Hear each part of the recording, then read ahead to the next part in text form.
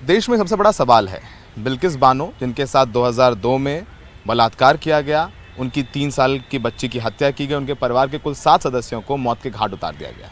उसके 11 दोषी थे जिनको उम्र कैद की सज़ा मिली थी, पहले सीबीआई कोर्ट और फिर हाई कोर्ट से। उन्हें क्षमादान दे दिया गया गुजरात सरकार द्वारा बनाई एक आयोग ने, जिसे रेमिशन कमीशन कहते हैं।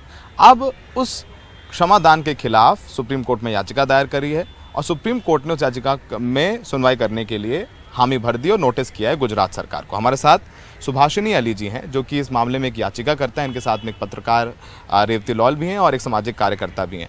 मैम, पहले हमारे दर्शकों को बताइए कि आज कोर्ट में हुआ क्या, आपकी क्या मांगे हैं?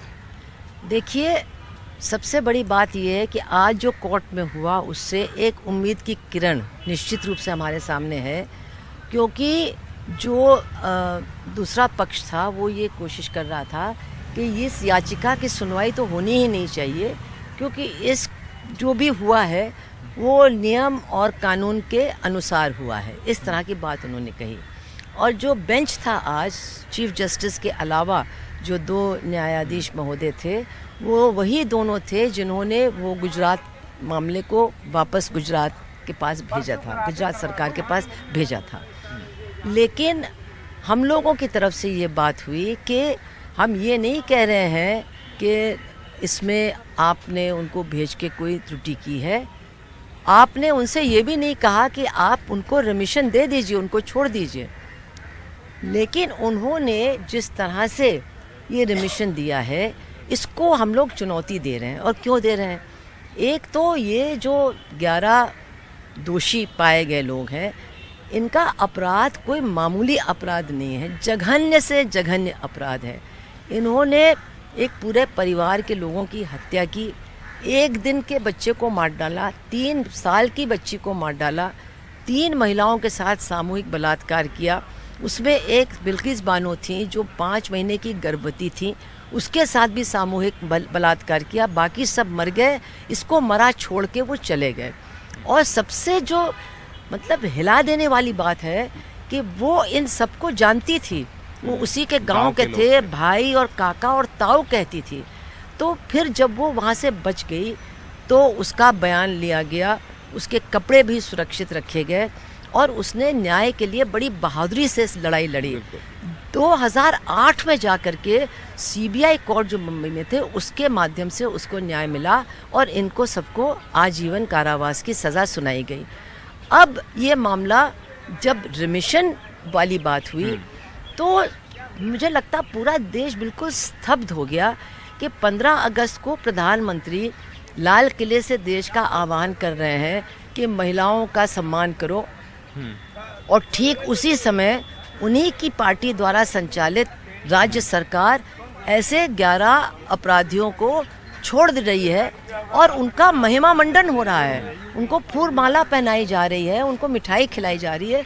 मुझे लगता है कि कोई इस देश में ऐसा रहा नहीं जिसका दिल दहल न गया हो। इसमें बीजेपी के भी तमाम लोग हैं जो कह रहे हैं कि बिल्कुल देवेंद्र फडणवीस हो, चाहे जो सबने कहा है कि ये बहुत गलत हुआ। जिसके अंदर भी थोड़ी सी मानवता रह गई है, उसका दिल दहला है। तो ये एक बड़ा मामला है और इसीलिए इसको हम लोगों ने याचिका के माध्यम से सुप्रीम कोर्ट के सामने हम लाए हैं। और हमारा कहना ये है कि गुजरात सरकार ने कौन से नियमों के अनुसार इस फैसले पर पहुंचने का काम किया है। ये भी बहुत कहा गया कि नहीं, ये सुप्रीम कोर्ट के कहने पर किया गया, इस पर भी सुप्रीम कोर्ट ने आज सफाई दी है, वो बताइए हमारे दर्शकों को। उन्होंने ये कहा कि हमने ये नहीं कहा कि रेमिशन दो, आपने हमसे पूछा कि हम क्या इसको देने के काबिल हैं, हमने कहा हाँ और हमने आपको भेज दिया। हमने ये नहीं कहा कहीं भी कि इसमें रेमिशन देना चाहिए, क्योंकि जैसा कि मैंने कहा वो 1992 के बाद 2014 में और अभी अमृत महोत्सव के दौरान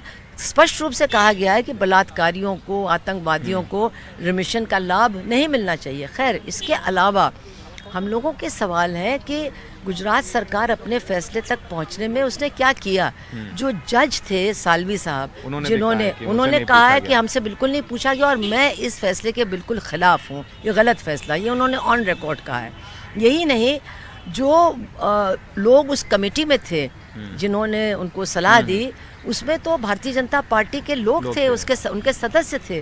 तो ये कहाँ तक ऑब्जेक्टिव और न्याय संगत आप था? कह रहे हैं कि जो कमेटी बनाई गई वो पक्षपातपूर्ण थी, लगता है। और उसमें से जो एक सज्जन ने बयान दिया है कि ये संस्कारी ब्राह्मण थे, ये तो इतनी आपत्तिजनक बात है, क्योंकि क्या आप आगे हमारे यहाँ अपराधियों के धर्म और जात को दे करके फैसले होंगे, नरमी होगी या सख्ती होगी? तो इस अब मामले के साथ बहुत बड़े बड़े सवाल अब जुड़ गए हैं। सुनवाई 2 हफ्ते बाद होगी, गुजरात सरकार जवाब देगी और 11 जो दोषी हैं उनको ही पक्षकार बना दिया गया है। क्या उम्मीद है, कितनी उम्मीद है आपकी? क्या बिल्किस बानो जी से बात हुई है? कुछ संपर्क में उनको? वो मामले ऐसे जो अभी मैं उस पर चर्चा नहीं करना चाहती हूँ।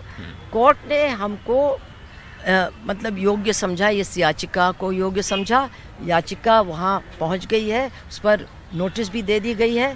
अब हमारी लड़ाई ये है कि जल्दी से जल्दी इसकी फिर से सुनवाई हो, ज़्यादा से ज़्यादा तथ्यों को हम जुटाएं और निश्चित रूप से जो भी इसमें अलग अलग पक्ष हैं उनसे बातचीत करें। तो उम्मीद है 2 हफ्ते बाद सुनवाई होगी और सुभाषिनी जी को और तमाम लोग जो इस वक्त नाराज़ हैं सिविल सोसाइटी के, वो यही चाहते हैं कि जो क्षमा दान दिया गया है उन लोगों को, उसको रद्द करके वापस से उन 11 दोषियों को जेल भेजा जाए।